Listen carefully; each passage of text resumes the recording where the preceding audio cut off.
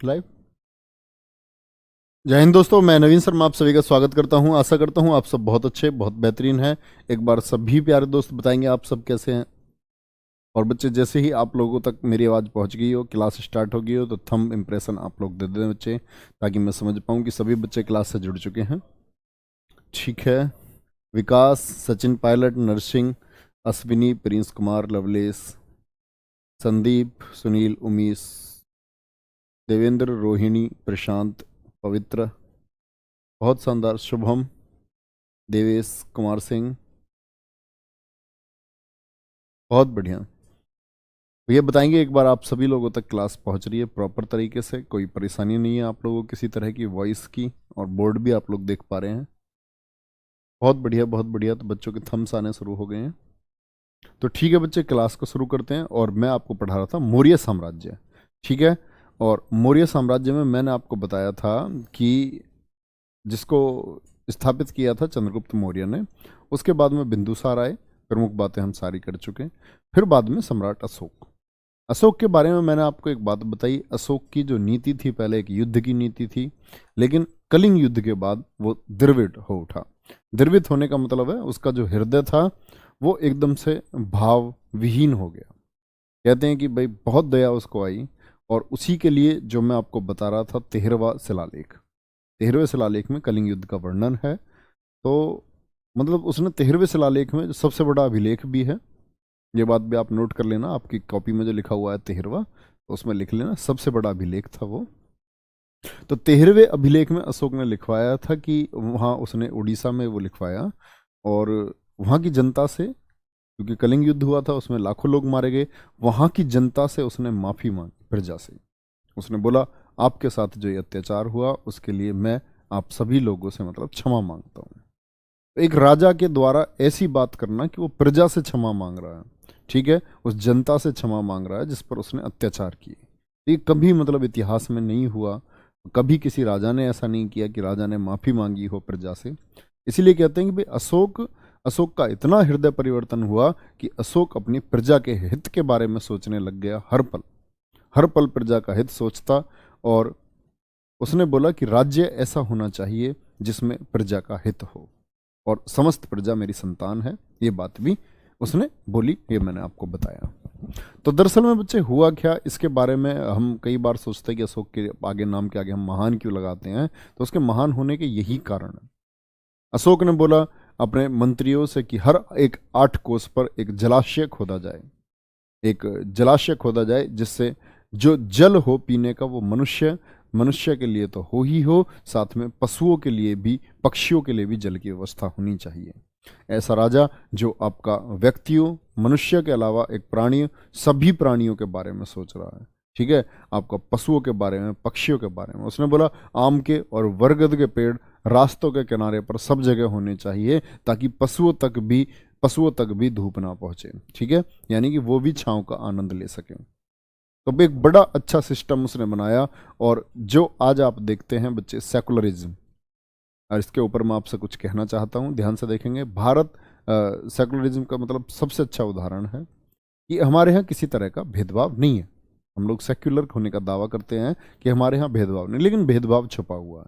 इसकी शुरुआत सम्राट अशोक के द्वारा की गई, क्योंकि सम्राट अशोक ने अपना शासन माना था आचार्य चाणक्य के अर्थशास्त्र को।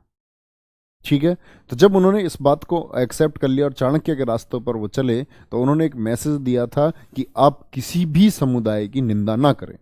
आज हम लोग क्या करते हैं, हम एक दूसरे के समुदाय को नीचा दिखाते हैं और हम अपने समुदाय को ऊंचा करना चाहते हैं। हम कहते हैं कि भाई हमारी जाति श्रेष्ठ है, दूसरी जाति वो बेकार है। तो अशोक ने ये बोला था कि आप किसी भी जाति की मतलब निंदा ऐसे ना करें कि दूसरे वाले को मतलब उसमें हीन भावना पैदा हो। हाँ, अगर निंदा भी करनी है तो संयम के साथ करनी चाहिए। तो ये जो संयम शब्द है, इसका सबको पालन करना चाहिए। तो अशोक की जो नीति थी वो आज आचरण की नीति थी। अशोक को महान कहने का एक बड़ा रीजन था कि अशोक ने डेवलपमेंट के काम तो सारे किए ही किए। एक ऐसा व्यक्ति जिसने नैतिक आचरण पर बल दिया, उसने ये कोशिश की कि व्यक्तियों का जो आचरण है राज्य में, मेरे में, वो सबसे श्रेष्ठ आचरण होना चाहिए। तो एक ऐसा राजा जो व्यक्तियों के आचरण के बारे में सोच रहा है कि उनका नैतिक आचरण होना चाहिए, उनका अच्छा एक आचरण होना चाहिए, इसके लिए अशोक को महान कहा गया। तो समझ पा रहे होंगे बच्चे, अशोक महान है। और अशोक जब अंत समय तक, मतलब बौद्धों को सीधी सी बात है, उसने, मैंने बताया था आपको, बौद्ध धर्म का अनुयायी था, लेकिन उसने कभी किसी और धर्म को ना हानि पहुंचाई, ना उसने कभी अपने आप को भिक्षु बनाया। जैसे कि चंद्रगुप्त मौर्य ने संलेखना व्रत द्वारा जैन मुनि बन गया था चंद्रगुप्त मौर्य अपने अंतिम समय में, इसने कभी भी मतलब कोई चोगा नहीं पहना बौद्ध भिक्षु का, ना इसने कोई भीख मांगी, सम्राट बना रहा। अशोक महान सम्राट बन रहे। और कहते हैं कि दान देने की जो ये परंपरा थी, बौद्ध भिक्षुओं को बहुत दान दिया इन्होंने, बहुत प्रचार प्रसार करवाया, मैं आपको नोट करा चुका हूँ। तो एक समय ऐसा आया कि सम्राट अशोक को ये जो दान देना था ये बंद इनके उत्तराधिकारियों द्वारा कर दिया गया। जैसे इनके बाद में कुणाल आया, इनका पुत्र उत्तराधिकारी बना, कुणाल ने बोला अब बौद्धों को कोई भी दान नहीं जाएगा। तो कहते हैं उस समय पर सम्राट अशोक को जो भोजन दिया जाता था वो सोने के बर्तनों में दिया जाता था, वो उन बर्तनों को भेंट करने लग गए, वो बर्तन भेंट करने लग गए। कुछ समय तक उन्होंने सोने के बर्तन जिसको खाते उसी को भेंट कर देते, तो उनके बर्तन फिर चांदी के कर दिए गए, चांदी के बर्तन को वो भेंट देते रहे। उसके बाद उनके कांसे के बर्तन कर दिए गए, और कांसे के बर्तन भी जब वो भेंट देते रहे तो इस महान अशोक सम्राट को फिर मिट्टी के बर्तनों में खाना खाना पड़ा, और मिट्टी के बर्तनों में खाना दिए जाने लगे, लेकिन उसको भी ये भेंट करते रहे बौद्ध भिक्षुओं को। अंत में कहते हैं कि अंत में जब इनकी मृत्यु का समय नजदीक था, तो इन्होंने अपने मंत्री राधागुप्त को बुलाया, और उससे राधागुप्त ने इनको पकड़ाया। राधागुप्त को इनको आंवला मिला था खाने के लिए, आधा आंवला भी इन्होंने भेंट कर दिया, आधा आंवला भी, समझ रहे हैं, आधा आंवला भी भेंट कर दिया, और बोले इसे जो है संघ के नाम कर देना। और वहां संघ के सब लोगों ने उसको ग्रहण किया था, उसका चूर्ण बना करके सभी लोगों ने उसको ग्रहण किया। तो बच्चे आप समझ सकते हैं मतलब कि एक नए धर्म को स्थापित किया, एक शांति प्रिय धर्म को स्थापित किया, और कितना लोगों के बारे में सोचा। और आप जैसे मैंने बताया शिलालेख में उसने मैसेज दिए, सब जगह सबको मैसेज दिए। अधिकारियों का एक ऐसा सिस्टम बनाया, जैसे मैंने बताया रज्जुक, प्रदेशक और युक्तक। रज्जुक वो व्यक्ति था जो ग्राम स्तर पर अधिकारी था, गांव स्तर पर एक अधिकारी बनाया था रज्जुक, यानी एक गांव छोटे स्तर पर भी अशोक की पहुंच थी। उसके ऊपर उन्होंने एक अधिकारी बनाया था समाहर्ता, यानी आज का कलेक्टर। आज आप बिहार के कलेक्टर को देखेंगे तो बिहार के कलेक्टर को भी समाहर्ता कहते हैं। तो मतलब एक कलेक्टर था, जिला स्तर पर एक अधिकारी था। और साथ में अगर ये लोग काम ना करें, रज्जुक काम ना करे, मान के चलो, या आपका जो अधिकारी है वही काम ना करे, जो आपका समाहर्ता है वही काम ना करे, तो इसके लिए फिर उसने अपने गुप्तचर जो ये रिपोर्ट देते थे सम्राट अशोक को कि ये लोग काम कर रहे हैं या नहीं कर रहे हैं। तो आप बच्चे समझ सकते हो, इतने आज से 2300 साल पहले सम्राट अशोक था, और ऐसे तंत्र का विकास किया, ऐसी जनता के बारे में ऐसी सोच रखी। ठीक है, तो अशोक को महान कहना लाजमी है या नहीं? यस और नो, बहुत छोटी बात बताई है मैंने। आगे चलेंगे तो सम्राट अशोक की बात कर रहे थे बच्चे, ये शासनकाल हुआ। परीक्षा के लिए जो जरूरी बातें उनको कर लेते हैं। सम्राट अशोक, देखो मैंने बताया शिलालेख कितने थे इनके, शिलालेख इन्होंने 14 लिखवाए हैं। ठीक है, 14, जिसमें बड़ा शिलालेख कौन सा है आपका? बड़ा शिलालेख 13वां शिलालेख, और छोटा जो है, छोटा बोलते हैं आपका रुम्मनदेई अभिलेख को। कौन सा? रुम्मनदेई अभिलेख को। ठीक है, रुम्मनदेई अभिलेख सबसे छोटा अभिलेख है, ये बात आपको पता होनी चाहिए। अब आप देखोगे शिलालेख तो आपने देखा, मैंने बताया इसकी भाषा कहां तक पाई गई? ग्रीक, यूनान तक। तो क्या वहां तक इसकी सीमाएं पहुंच गई थी? नहीं, इसकी बच्चे जो अप्रोच थी बौद्ध धर्म की वो वहां तक पहुंच गई थी। ठीक है, लेकिन आप एक चीज देखोगे, जो मैंने आपको स्तंभ लेख लिखवाए हैं, स्तंभ लेख सारे कहां हैं? तो आप देख रहे होगे हरियाणा, आपका बिहार, और आपका उत्तर प्रदेश, है ना, ये सारनाथ। तो ये सब कहां है? मतलब शिलालेख तो इसने सब जगह लिखवाए थे, लेकिन स्तंभ लेख जब इसको लगा, स्तंभ लेख से इसने सिर्फ अपने राज्य में लिखवाए थे। राज्य मतलब मगध के आसपास, उत्तर प्रदेश बिहार के आसपास के क्षेत्र में। तो स्तंभ लेख इसने अपने आसपास लिखवाए। तो बच्चे आगे बढ़ेंगे, ये छोटी छोटी बातें हैं। अशोक स्तंभ के बारे में आप पढ़ ही लेंगे। ठीक है, ध्यान से देखेंगे, मतलब मैं पढ़ाऊंगा आपको, आप क्या पढ़ लेंगे। शिलालेख हो गए इसके 14, यहां तक की बात में कोई भी दिक्कत नहीं है।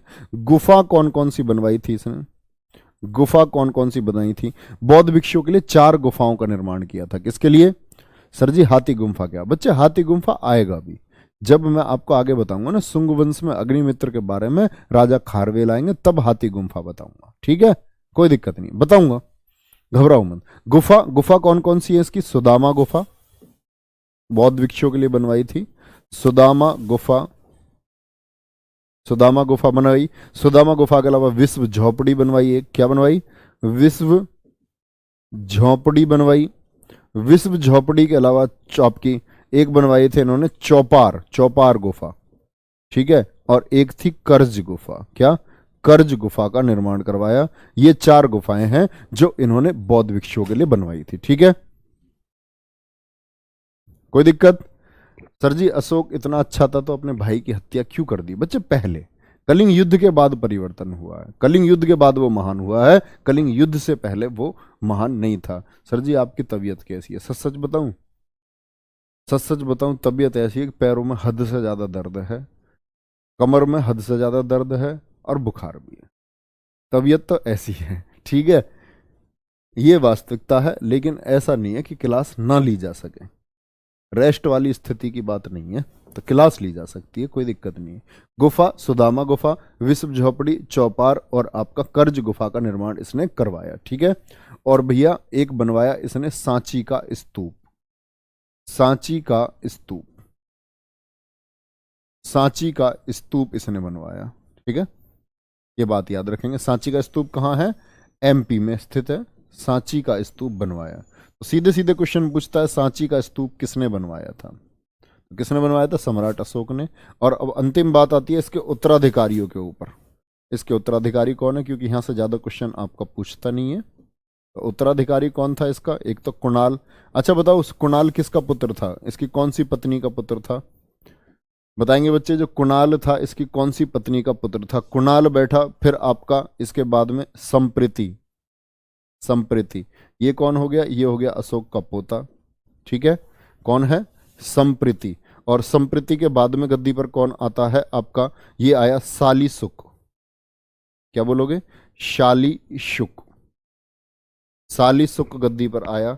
और शालीशुक के बाद में गद्दी पर कौन आया आपका, देववर्मन, देववर्मन गद्दी पर आया। और ऐसे ही बच्चे अंतिम शासक याद रख लेना, अंतिम शासक मैंने बताया था ना, मगध साम्राज्य जो पढ़ रहे हैं हम 4-5 दिन से, ये मगध साम्राज्य शुरू भी बृहद्रथ नामक एक व्यक्ति से हुआ था और खत्म भी बृहद्रथ नामक एक व्यक्ति पर होगा। किस पर, पद्मावती, पद्मावती, पद्मावती, बहुत बढ़िया। क्या बोलेंगे, अशोक की माता का नाम बिल्कुल सुभद्रांगी है, बहुत बढ़िया, बहुत आंसर, इसका मतलब आप लोग अच्छे से, अच्छे से, बहुत बढ़िया। चलो क्या बोलेंगे, कुणाल, संप्रीति, शालीशुक, देववर्मन, और अंतिम शासक क्या बोलोगे बच्चे, अंतिम शासक हैं बृहद्रथ। ये छोटे छोटे पॉइंट है, ये प्रश्न बहुत पूछता है। देववर्मन कभी नहीं पूछेगा, मैं जिम्मेदारी देता हूं, संप्रीति कभी नहीं पूछेगा, लेकिन जस्ट आप लोग जानते चलो, है ना। अशोक का उत्तराधिकारी बहुत महत्वपूर्ण बात है, पढ़ने में कोई घाटा नहीं है, थोड़ा सा एक्स्ट्रा ज्यादा ही पढ़ना चाहिए, कम नहीं, ठीक है। आगे चलो, आगे क्या आप करेंगे बात बच्चे। देखो अशोक की जिंदगी ऐसा नहीं है, अशोक के ऊपर 2-4 पुस्तकें हैं, अशोक के ऊपर ग्रंथ लिखे गए हैं, तो ऐसा बहुत कुछ है जो ना तो मैं जानता हूं, है ना, ऐसा बहुत कुछ है जो आपके लिए महत्वपूर्ण नहीं है। दोनों ही फैक्टर हैं, एक तो आपके लिए क्या महत्वपूर्ण है और दूसरी बात मैं क्या जानता हूं और आपके एग्जाम के लिए महत्वपूर्ण क्या है, वो चीजें हम कर सकते हैं। मानोगे इस बात को, नहीं। अब ऐसा थोड़ी है कि मैं सब कुछ ही जानता हूं, नहीं, आपकी परीक्षा के लिए जो महत्वपूर्ण है वो बातें मैं जानता हूं, ठीक है। चलो, तो इसीलिए आप तरह तरह के अशोक वहां गया था जी, तो उसकी कोई प्रेमिका थी, वो कौन थी, तो भैया वो बातें मैं जानता नहीं हूं, है ना, जानता तो जरूर बताता। चलो सर जी आपकी उंगलियां मुड़ी हुई है, उंगलियां मुड़ी हुई नहीं है बेटा, टूटी हुई हैं ये, देखो ये टूटी हुई उंगलियां हैं, मुड़ी हुई नहीं है, दिख रही हैं ध्यान से, नहीं वहां कैमरे के पास आके दिखाऊं, टूटी हुई उंगलियां हैं, तभी उनको मुड़ी हुई समझ रहे हो। फाइटर था मैं भी पहले एक, पुराने जमाने में, पुराने जमाने में मार्शल आर्ट का फाइटर था मैं। चलो ठीक है, ठीक है, पर तेज के लिए आज आज देखो, आज के लिए माफ़ी है, आज तेज के लिए कोई नहीं बोलेगा, मैं धीमे बोल के पढ़ा सकता हूँ भाई, प्लीज़ रिक्वेस्ट है। मैं इस क्लास में तेज बोलूँगा, अगली क्लास नहीं ले पाऊँगा, फिर क्लास लेनी है मुझे रात तक। प्लीज़ एक हम्बल रिक्वेस्ट है, इसमें थोड़ा सा सहयोग करेंगे। तो भैया मैंने बता दिया आपका अंतिम शासक कौन हो गया, बृहद्रथ। अब आ जाओ सुंग वंश पर। कौन? सुंग वंश पर। ठीक है, मौर्यों के बाद में कौन आए आपके? मौर्यों के बाद में हम मौर्य साम्राज्य खत्म कर चुके हैं, चंद्रगुप्त मौर्य, फिर बिंदुसार था आपका, फिर अशोक हमने पढ़ा, और अशोक के बाद में अंतिम शासक बृहद्रथ पर हम आ गए थे। सुंग वंश कब से कब तक रहा? ये रहा 185 बीसी से लेकर के 185 बीसी से लेकर के 73 बीसी तक, 73 बीसी तक। और इसी को हम बोलते हैं ब्राह्मण साम्राज्य। क्या बोलते हैं? ब्राह्मण साम्राज्य इसको कहते हैं। ब्राह्मण साम्राज्य क्यों कहते हैं, ये बात समझेंगे। तो इसको ब्राह्मण साम्राज्य कहने का मतलब है कि पहली बात तो इसके जो शासक थे वो सभी ब्राह्मण शासक थे, तो उन्होंने रूल किया आपका मगध वाले इस क्षेत्र पर। अभी बात करेंगे सबके बारे में। तो दरअसल में इस काल को महत्वपूर्ण क्यों माना जाता है? तो बच्चे आपने देखा होगा, इससे पहले आपका अशोक था, तो अशोक किसको मानता था? बौद्ध धर्म को मानता था। चंद्रगुप्त मौर्य था, जैन धर्म को मानता था। यानी इनसे पहले के जो राजा हैं वो जैन धर्म और बौद्ध धर्म को मानते थे। तो भारत में क्या हुआ, जैन धर्म और बौद्ध धर्म का बोलबाला होने लग गया, बहुत बोलबाला हुआ जैन धर्म बौद्ध धर्म का। और इसी बोलबाले के चलते हुए एक व्यक्ति का उदय हुआ, और उसका नाम है पुष्यमित्र सुंग। कौन है संस्थापक सुंग वंश का? पुष्यमित्र सुंग। पुष्यमित्र सुंग कैसी स्थिति में पैदा हुआ है आप जान सकते हैं इस बात को, जब बौद्ध धर्म और आपका जैन धर्म का बोलबाला, क्योंकि पहले के शासक वो बौद्ध धर्म और जैन धर्म के ही शासक हैं। और इसका जो शासन काल था ये था 185 बीसी से लेकर के 149 बीसी तक। ठीक है, यानी 112 वर्ष हो गए ना भैया, ये टोटल 112 वर्ष तो रहा कुल ही सुंग वंश, 112 वर्ष। और उस 112 वर्ष में भी अगर आप देखेंगे तो इसके कितने काल, 36 वर्षों तक इसका शासन है। तो सुंग आता है पुष्यमित्र सुंग, जो एक ब्राह्मण शासक है। कौन है? ब्राह्मण शासक है। और इसने क्या बनाया? अपनी राजधानी, एमपी की तरफ इसका क्षेत्र था, राजधानी इसने बनाया विदिशा एमपी को, विदिशा एमपी को राजधानी बनाया। और जो राजभाषा थी, राजभाषा, अब यहां से एक चीज समझना, राजभाषा इसने बनाई संस्कृत। क्या बना दी? संस्कृत। तो सुंग वंश की भाषा क्या है? संस्कृत। क्योंकि बच्चा अगर आप एक बात सोच कर देखो भैया, कि जब जैन धर्म और बौद्ध धर्म का बोलबाला था, तो जैन कौन सी भाषा बोलते हैं? प्राकृत। बौद्ध कौन सी भाषा बोलते हैं? पाली। तो जैन और बौद्ध के साथ साथ भारत पर अब असर पड़ने लग गया था आपका पाली भाषा और प्राकृत भाषा का। इसने देखा कि भाई जो हमारा वैदिक काल से चला आ रहा था, जो हमारी वेदों की सत्ता थी, वो वेदों की सत्ता खत्म होती जा रही है। कि वेदों की सत्ता मुख्यतः आप देखते हैं कि वेदों से जुड़े हुए धर्म कौन सा? वो हिंदू धर्म के लोग हैं। तो इन्होंने लगा कि हिंदू धर्म की सत्ता अब खत्म होती जा रही है, इसको बचाना होगा। इसका जो पतन हो रहा है, जो ये अपने नाश की तरफ बढ़ रही है वैदिक सभ्यता, वेदों की सभ्यता, ये इसको रोकना होगा। तो इसने बौद्धों के खिलाफ एक्शन शुरू कर दिया। बौद्धों से सबसे ज्यादा चिढ़ने वाला शासक है, बौद्ध लोगों से, बौद्ध भिक्षुओं से चिढ़ने वाला, सबसे ज्यादा चिढ़ने वाला शासक है पुष्यमित्र सुंग। समझ रहे हैं? तो इसने क्या काम किया? इसने सबसे पहले तो स्तूपों को तुड़वाना शुरू किया, क्योंकि स्तूप मैंने बता दिया बौद्ध धर्म का प्रतीक है। स्तूप मैंने आपको महात्मा बुद्ध के समय पर प्रतीक बताए थे। स्तूप क्या है? महात्मा बुद्ध के जीवन से जुड़ा हुआ प्रतीक है। तो कहते हैं, ध्यान से समझना, इसने एक छोटी सी बात समझे, इसने अशोक के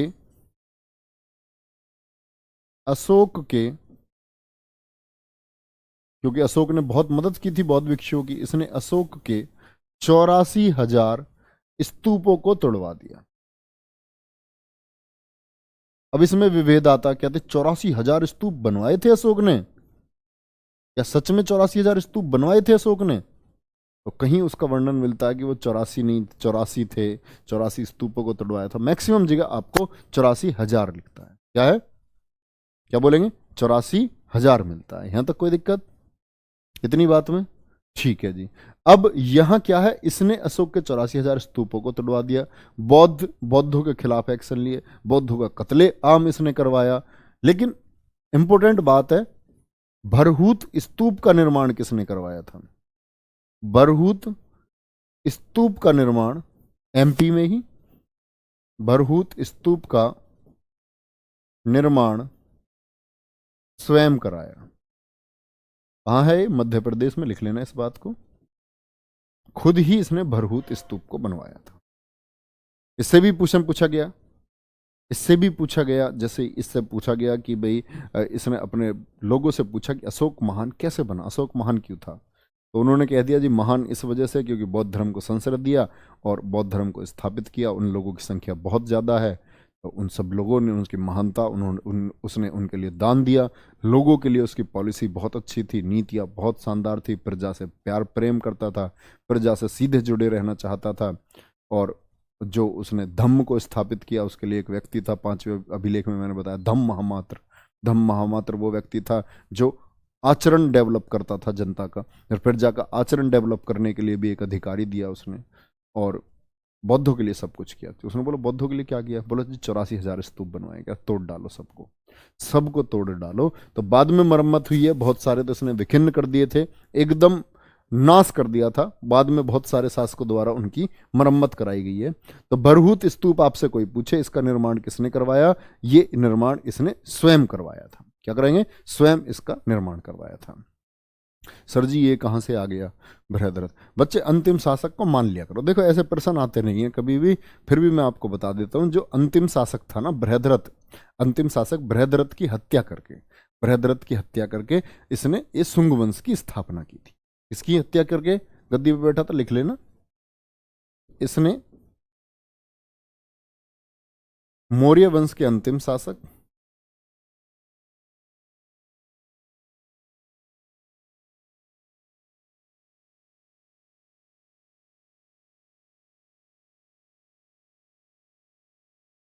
बृहद्रथ की हत्या की थी। ये लो अब ठीक है ना, बृहद्रथ की हत्या की थी। किसके द्वारा की गई? ये की गई आपकी पुष्यमित्र शुंग के द्वारा, इसने हत्या कर दी। लिखो इसके काल को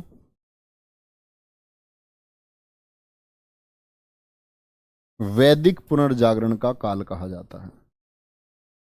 वैदिक पुनर्जागरण क्या है जी? ये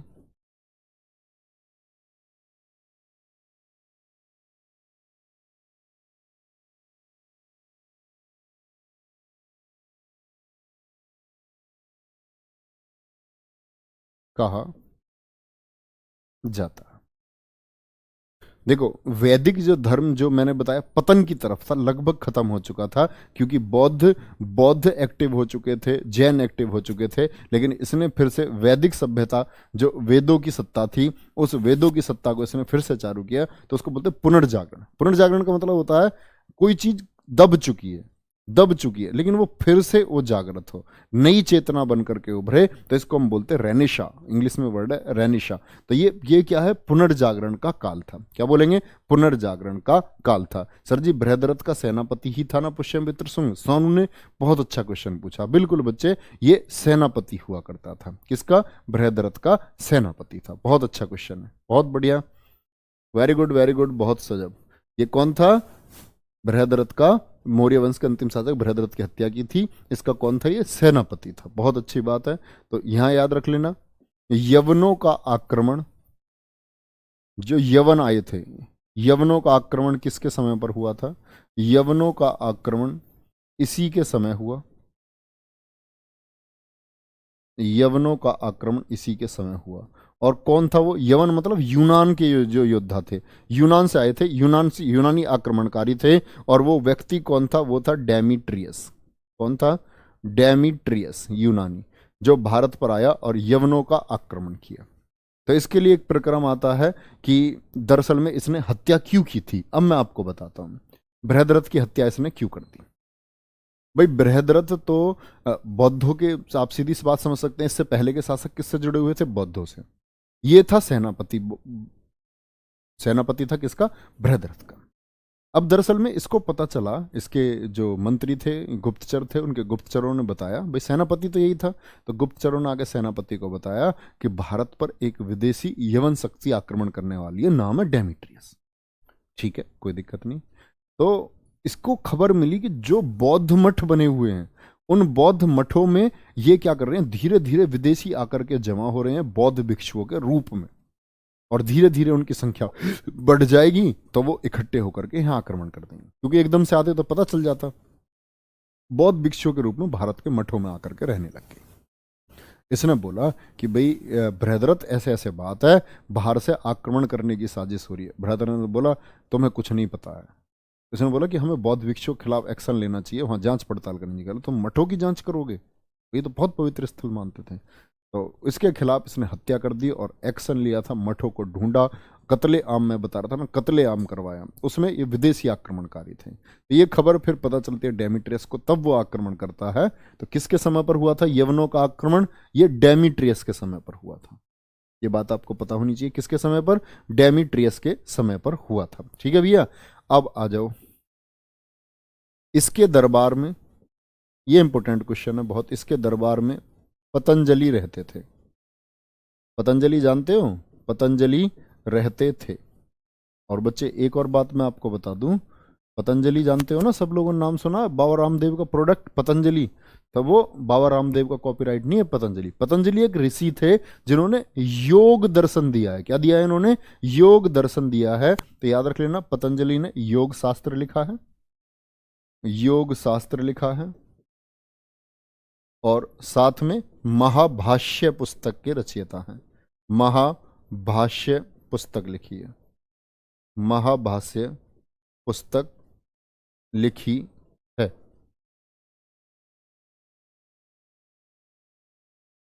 ठीक है, तो बच्चे आपको एक बात याद होगी, मैंने एक बात बताई थी कि पाणिनि, पाणिनि की पुस्तक, पाणिनि ने एक पुस्तक लिखी थी। बताओ कौन सी पुस्तक लिखी थी पाणिनि ने, और उसका एक क्या उस पुस्तक में था ऐसा विशेष?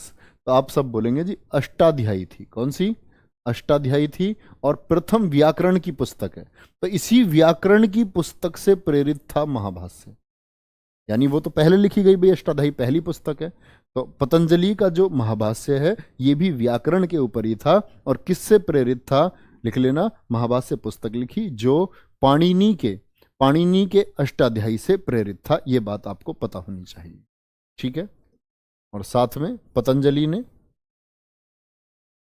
2 अश्वमेध यज्ञ कराए, 2 अश्वमेध यज्ञ कराए, 2 अश्वमेध यज्ञ कराए। कोई दिक्कत इस बात में?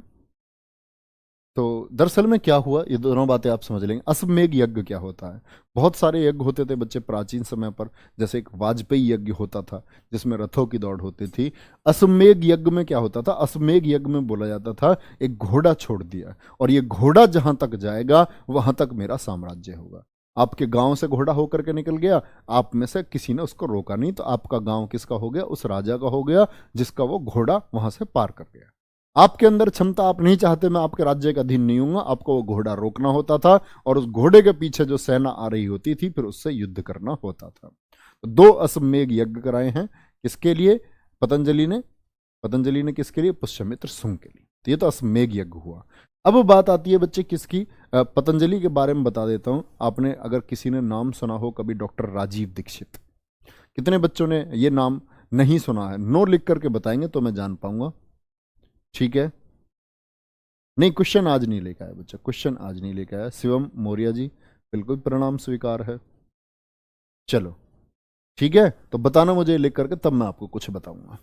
तो 2 अश्वमेध यज्ञ कराए, ये बात आपको पता होनी चाहिए। किसने करवाए? ये करवाए महर्षि पतंजलि ने, जो योग शास्त्र के रचयिता थे। और साथ में क्या लिखा उन्होंने? महाभाष्य पुस्तक को लिखा। ये बात भैया कभी मत भूलना, बहुत इंपॉर्टेंट है। पुष्यमित्र का जो उत्तराधिकारी है, पुष्यमित्र के बाद में जो गद्दी पर बैठे, पुष्यमित्र के उत्तराधिकारी,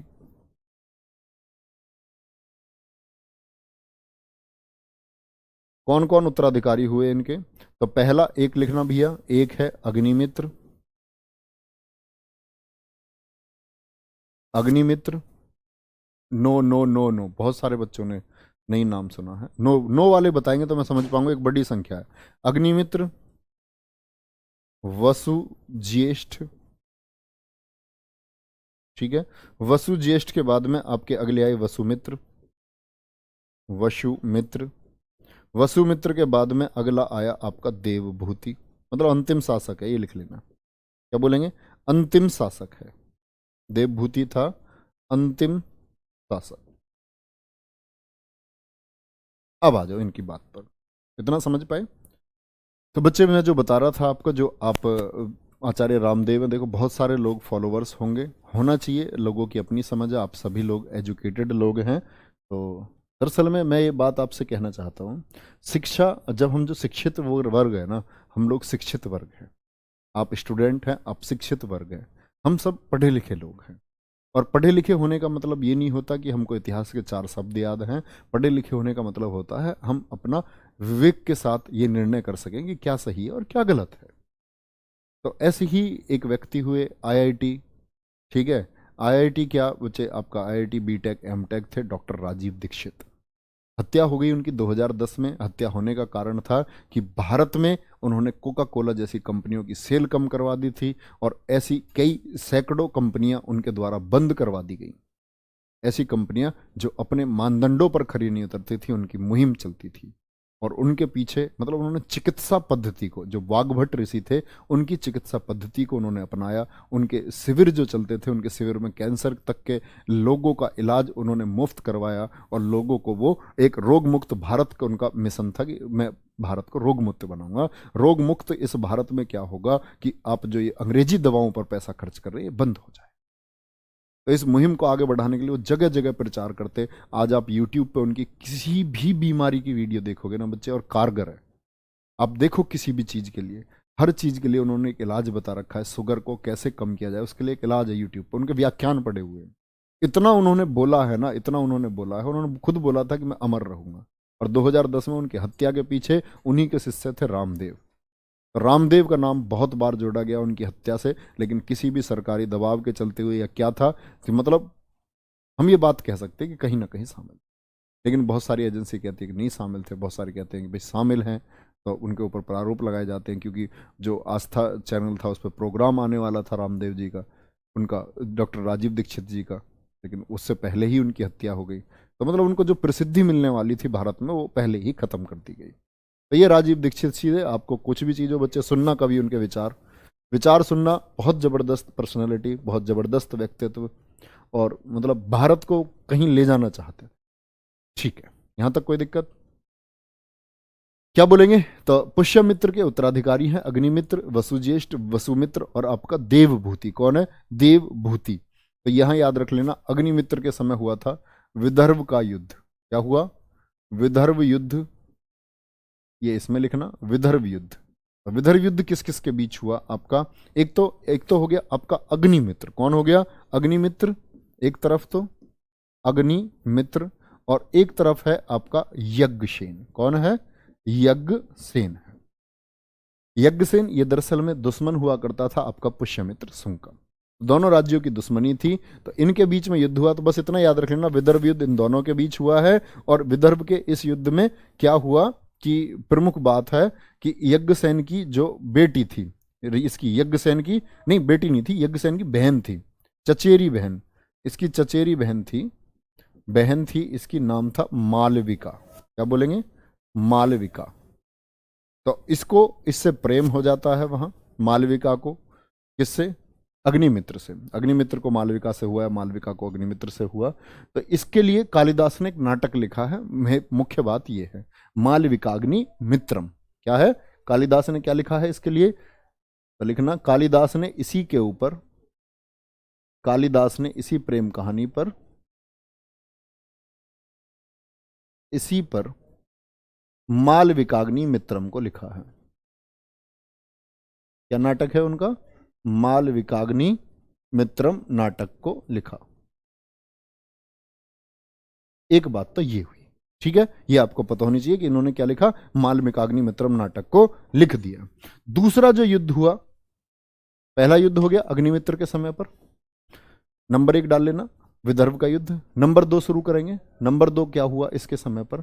इसके समय पर इसने लिखना कलिंग, जो कलिंग था, कलिंग के विरुद्ध अभियान किया। अग्निमित्र की बात बता रहा हूं मैं, कलिंग के विरुद्ध अभियान किया।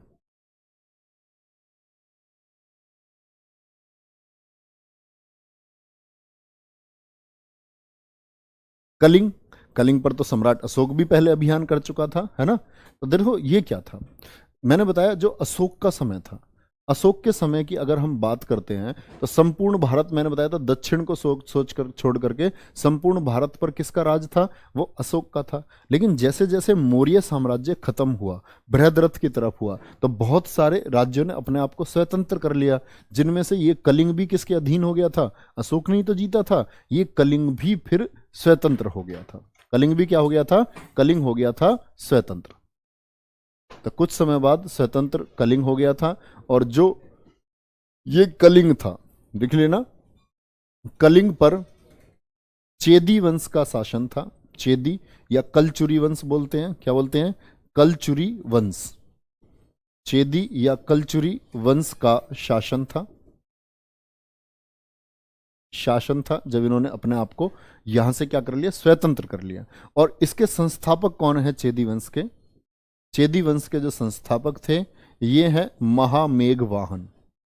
महामेघवाहन। क्या बात मैंने बताई बच्चे आपको? मौर्यों की सत्ता जैसे जैसे कमजोर हुई, अशोक के बाद में उसके उत्तराधिकारी जब कमजोर हुए, तो बहुत सारे स्वतंत्र राज्य बन गए, जिनमें से कलिंग भी एक स्वतंत्र बन गया। कलिंग ने अपनी स्वतंत्रता की घोषणा कर दी, ठीक है। तो कलिंग में कौन था? चेदी वंश का शासन था। क्या बोलोगे? चेदी वंश का शासन था। तो कौन रूल करता था वहां? आपका चेदी डायनेस्टी थी। बच्चे इसमें ऐसा क्या है बताओ जो आपके समझ में नहीं आएगा? इंग्लिश में क्या जरूरत है इसका?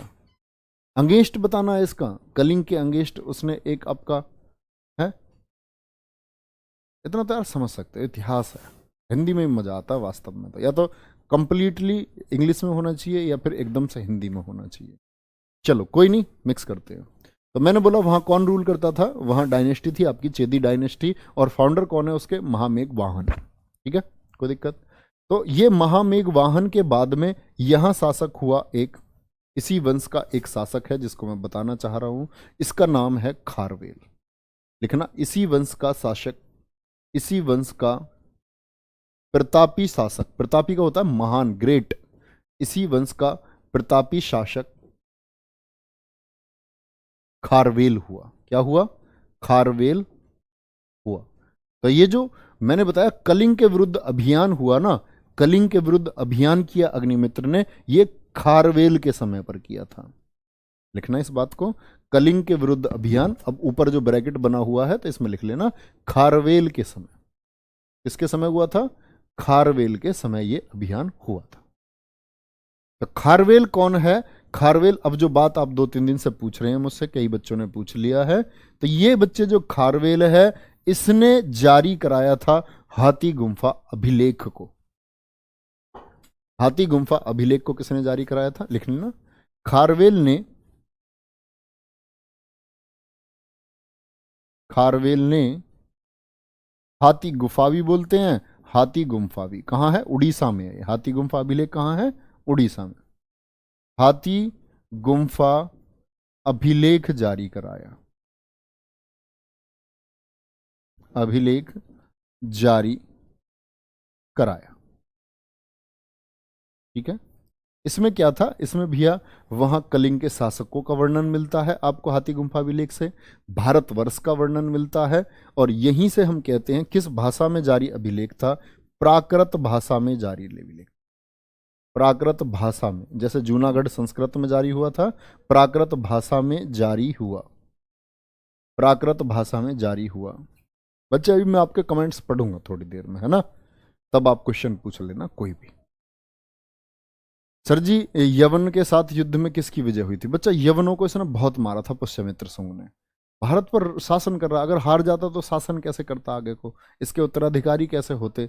हार जाता तो हारा नहीं, जीत गया, ठीक है। तो हाथी गुम्फा अभिलेख में क्या हुआ? हाथी गुम्फा अभिलेख में आपको कलिंग शासकों के बारे में वर्णन मिलता है, जो दक्षिण का उल्लेख मिलता है, दक्षिण राज्यों की व्यवस्था का उल्लेख मिलता है किसमें, ये आपका किसमें मिलता है, हाथी गुम्फा अभिलेख में। तो यहां लिख लेना कलिंग प्रशासन, कलिंग प्रशासन, भारतवर्ष के बारे में जानकारी, या कहते हैं भारतवर्ष शब्द का उल्लेख किस अभिलेख में हुआ है, भारतवर्ष शब्द का उल्लेख, उल्लेख भारत का कहते हैं ना, पहले जम्बूद्वीप इसको बोलते थे, अशोक ने जैसे कहा बौद्ध भिक्षुओं को जाकर के आधा आंवला दे देना और कह देना कि जम्बूद्वीप के महानतम सम्राट अशोक ने उनके लिए दान दिया है, आधा आंवला। वही स्थिति उसकी बची थी, जम्बूद्वीप वैसे बोलते थे भारत को। तो भारतवर्ष शब्द का उल्लेख कहां से मिलता है, हाथी गुम्फा अभिलेख से।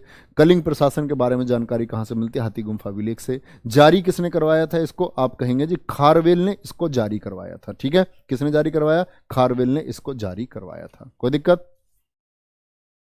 Very good, very good. Kalinga युद्ध के समय राजा कौन था बच्चे, वो जो नंदराज है ना, वो गलत लिखा हुआ है एकदम, कई टीचर्स ने बताया हुआ है। देखो मैं अध्यापकों के बारे में कहना मेरा उचित नहीं है, लेकिन नंदराज नाम जो वो लिखा हुआ है ना, कलिंग का शासक, वो गलत लिखा हुआ है। कलिंग का शासक मैंने आपको कल भी बताया था, पद्मनाभन था। कौन था, पद्मनाभन था, पद्मनाभन। चलो, पद्मनाभन शासक था।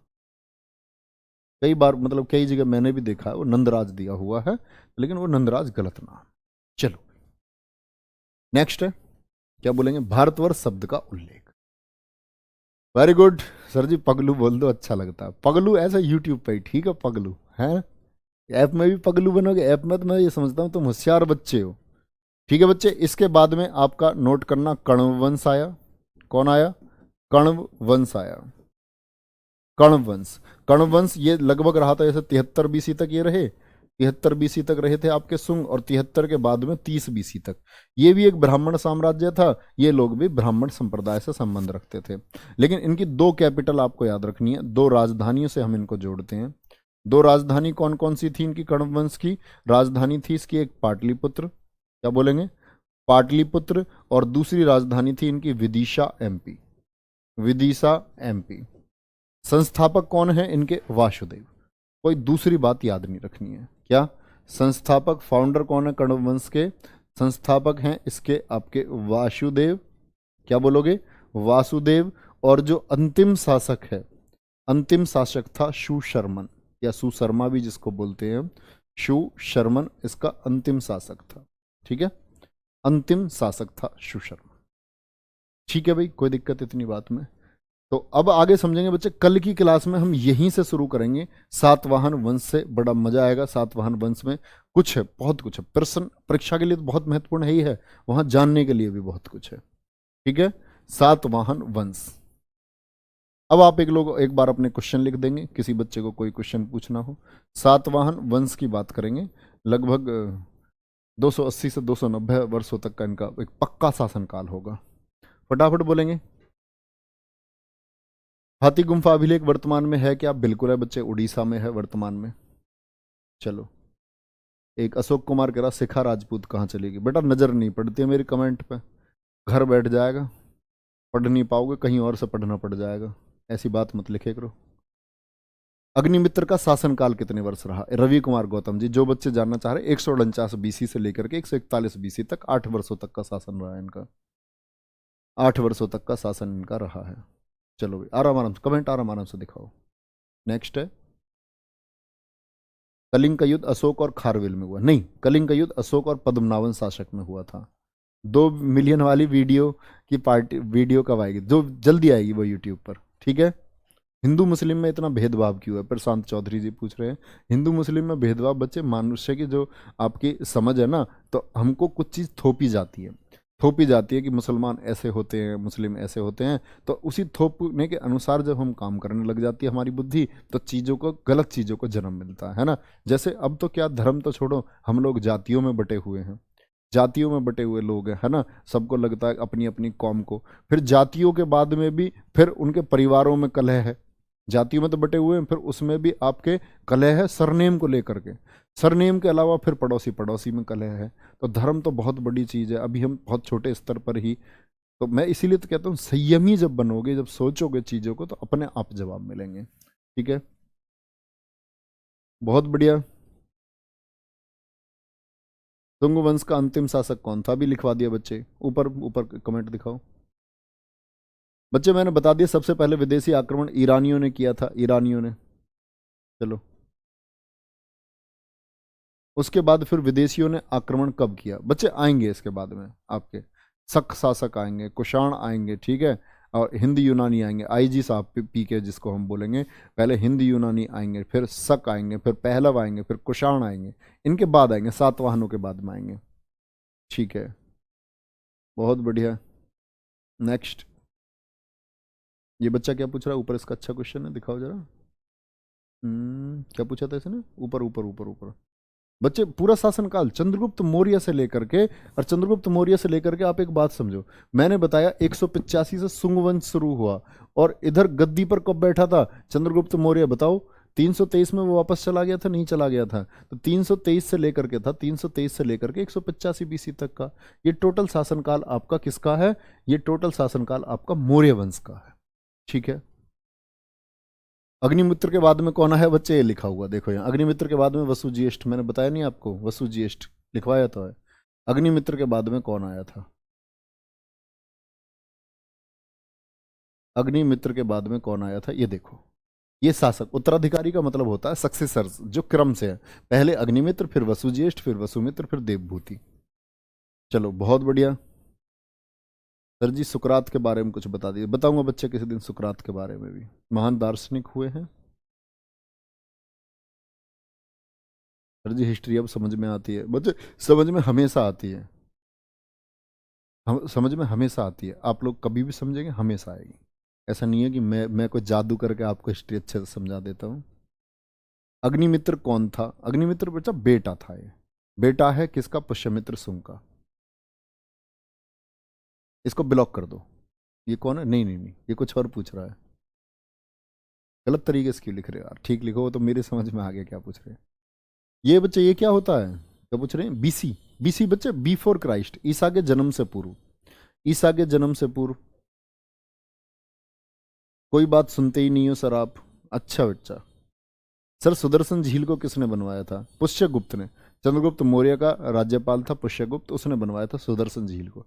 जीर्णोद्धार इसका बच्चे बाद में होगा, जो आपका मैं बताऊंगा कि इसका जीर्णोद्धार का मतलब इसका जो निर्माण करवाएंगे, पुनर्जीर्णोद्धार, जब ये बेकार हो जाएगी सुदर्शन झील सौराष्ट्र की, तब इसके पुनर्निर्माण की बात करेंगे हम। ठीक है, बहुत बढ़िया। सर जी ऐसा कोई राज्य राजा हुआ है? मौर्य काल की मुद्रा बच्चे मैंने बताई है, रंजीत सिंह, करसापड़ मुद्रा चलती थी, इसको पण कहते हैं, क्लास में ही मैं बता रहा था। ऐसा नहीं है कि आप जो मैं बोलता हूँ ना उसके शॉर्ट नोट्स बना लिया करो, की नोट्स। बच्चे बताओ कौन कौन, किस किस बच्चे को याद है कि मैंने मौर्य वंश में बताई थी कि उन्होंने जब चंद्रगुप्त मौर्य को खरीदा था तो करसापड़ मुद्रा थी, इसको पण भी कहा जाता है।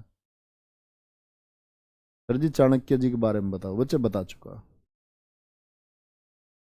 चलो ठीक है, तो कल से शुरू करेंगे, कल से शुरू करेंगे। पहले मैं ये क्वेश्चन लेकर के आऊंगा, पहले 20 क्वेश्चन के लिए तैयार रहना। सबसे पहले 20 क्वेश्चन करेंगे, उसके बाद क्लास को आगे बढ़ाएंगे, ताकि हम पिछला रिवीजन अच्छे से कर सकें और आगे बढ़ सकें। ठीक है, कोई दिक्कत तो नहीं?